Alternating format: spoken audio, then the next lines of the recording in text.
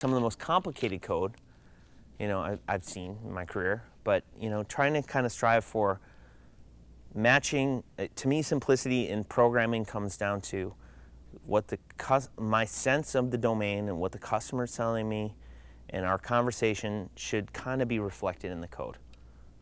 And you can really overcomplicate simplicity by calling it domain-driven design, right? No offense, Mr. Evans. Courage. Courage, speaking up, speaking your mind. I mean, it can become bravado.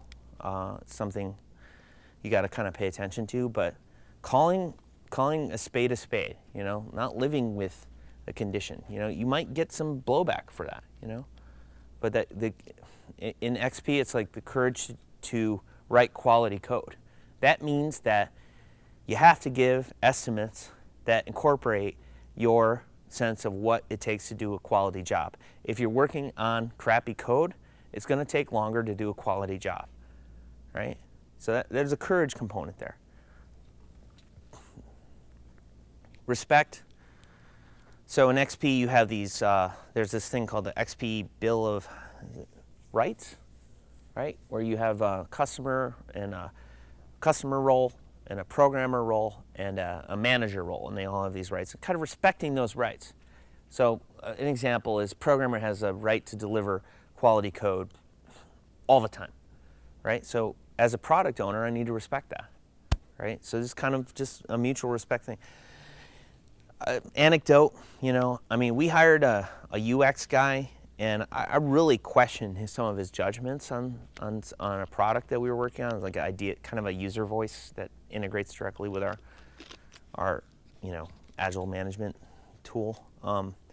And it was a lesson for me to kind of respect that person's expertise, because it turned out made all the right calls, and I'm questioning, why are we going through this really complicated sign-up procedure and writing all this code? Doesn't really seem to make any sense when we could just have like sign up, log in, add an idea, not add an idea, and then in the middle of that, if you're not signed up, sign up, kind of complication. That ended up being, I think, the right call. So I think suspending your disbelief a little bit, respecting other people's area of expertise. So there's a few other, I think, version 1, we have our own values. I think I try to implicitly bring in the XP values, as a coach, but, you have honor, courage, commitment from the U.S. Marine Corps. The FM1, has anyone read the U.S. Marine Corps warfighting doctrine? It's a short read. It's like light bedtime reading. Who plays Call of Duty? I mean, come on, so it's pretty cool, man. I mean, anyone know John Boyd? This guy is like, he's a badass, right? So anyway, John Boyd was a colonel in the Air Force, and he came up with this thing called energy maneuverability theory. Now, back when dogfighting was relevant, that means like a plane kind of going up and not losing energy and being able to go into another maneuver, right? So he wrote the manual on dogfighting, retired as a colonel from the Air Force, and the Marines came to him and said, write us a manual on warfighting. So he did. This became FM1. It's the warfighting manual. And so his notion is this thing called the OODA feedback loop, right? So this notion of this loop and like getting inside, so the Schwerpunkt kind of like blitzkrieg model, right? It's like you're confusing your enemy. Now I think there's something to be drawn on. There's an analogy here, if you will, in software, right? There's something to be drawn on as far as these tight loops, right? And this aggressive action and moving forward, with kind of a, it's interesting, the Marine Corps, I mean, Agile, you'll see Agile versus command and control, Agile versus waterfall. These are our two favorite diametrically opposed things. But I think modern warfare is really about command and evaluation, command and evaluation. And you'll see this in FM1. So I think command is fine. Imperative mood, fine. Do this. Don't care how you do it. You're skilled and talented. Do it. Here's why I want you to do it. it rolls up to a larger mission because, you know. So I think I don't think we should be as dismissive as we are of some of these things, you know. Command is fine. Toyota, who we used to love, right? As a lean kind of, yeah. So I drive a Prius, man. It's pretty good. So these are their Genshi. I love these Genshi Genbitsu. So going to the source to find the facts, to make correct decisions, build consensus, and achieve goals.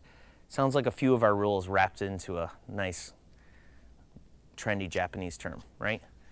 So I mean, these are the stories of like the chief engineer or Taichi Ono, you know, going to the shop floor and just standing there for hours like a weirdo, you know, and observing, taking it all in, right? Or the chief engineer of the Sienna, the Toyota Sienna minivan, right?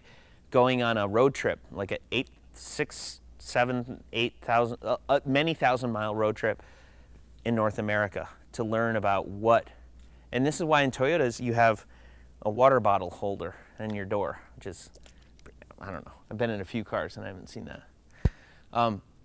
So just kind of going there, paying attention, active listening, observation, that kind of thing.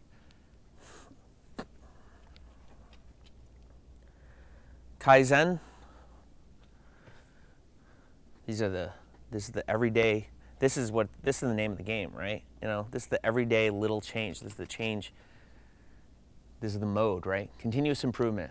As no process can ever be declared perfect, there's always room for improvement, right?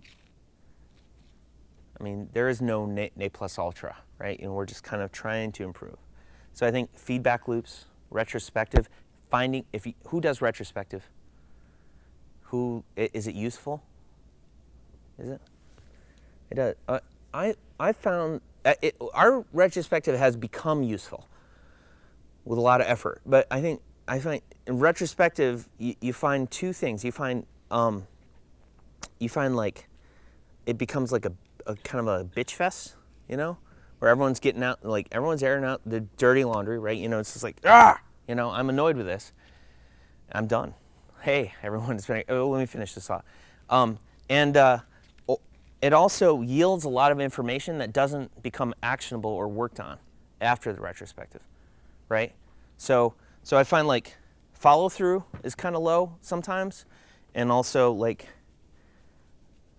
not necessarily maybe focusing on the holistic aspects of what's been, you should celebrate your successes, you know, in part, right? And you shouldn't, that can take over too, right? You know, where you just kind of puff yourself up.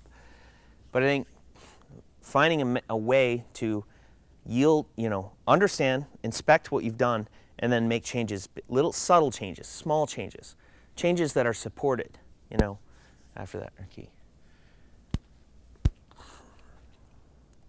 Challenge, hey, sounds like flow, which is a lean thing. To maintain a long-term vision and meet all challenges with the courage and creativity needed to realize that vision. So, I mean, I think, you know, challenge, yeah, I mean, keep it up. Teamwork, this to me is the name of the game. This is why we're in this business. This is why you can work as an individual and you can do great work as an individual. One of my good friends, Ayande Rahim, makes a great business out of just pumping out little .NET products. Great, wonderful for him. That's not what we're talking about here. We're talking about working as a group, working as a team, leveraging that, making it something better than it could be, you know, as individuals. So I'm way over time. I appreciate you coming out. Thank you very much. We'll catch up with you in the hallway. There shouldn't be any questions because we all know how to make change, right?